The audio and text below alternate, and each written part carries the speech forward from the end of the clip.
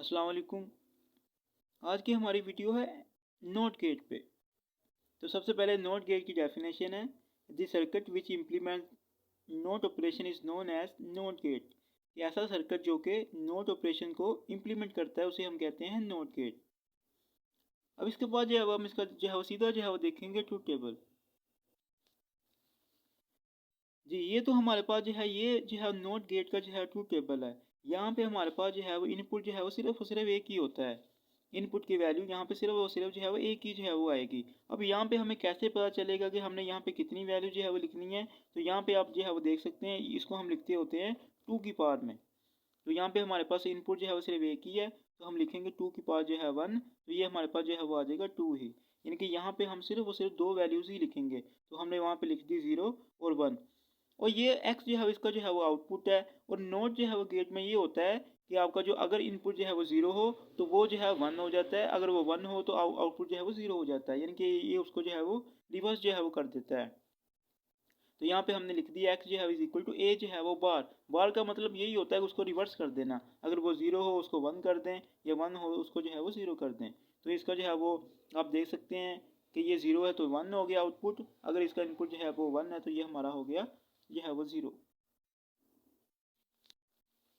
जी, यहाँ पे note gate का जो है एक और नाम भी है। नोट गेट जो है is also called inverter. Not gate को जो है वो हम इन्वर्टर भी जो है वो कहते हैं। अक्सर कहा जो है वो नोट गेट की जगह जो है वो यहाँ पे इन्वर्टर भी जो है वो आया होता है पेपर में। हाँ जी, यहाँ पे जो है वो कहते हैं इट हैज़ ओनली वन जो है वो इनपुट।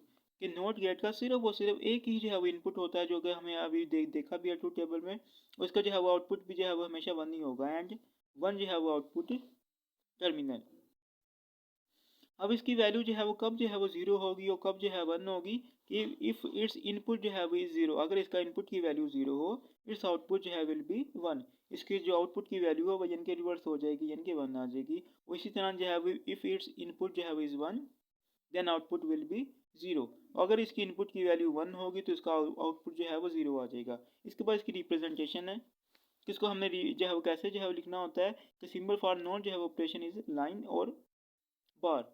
नोट गेट को जो है वो हमेशा जो है वो हम डिनोट करते हैं यहाँ तो एक लाइन से, यहाँ जो है वो एक जो है वो बार से। जी, तो इसको जो है वो हम ऐसे लिखेंगे कि इट्स जो है बूलियन जो है एक्सप्रेशन इज एक्स जो है वो इक्वल ए बार। और इसको हम कैसे पढ़ेंगे? एक्स जो है वो इक्वल ए नोट। ये जो नोट है ये जो है वो नोट जो है वो कर रहा है नोट जो है वो गेट को। अब इसके बाद जो इसकी सिंबल है, सिंबल जो है नोट गेट की जो है वो काफ़ी इंपॉर्टेंट भी है। तो इसकी सिंबल जो है वो हमारे पास जो है वो कुछ इस तरह से जो है वो होती है। यहाँ पे जो है वो आपने ये नोट का जो है निशान लाजमी जो है वो लगाना होता है। यही जो है वो नोट जो है वो करता है नोट जो है वो गेट को। ये हमारे पास यहाँ पे सिर्फ और सिर्फ इनपुट की एक ही वैल्यू होती है, जिसका नाम जो है वो ए होता है।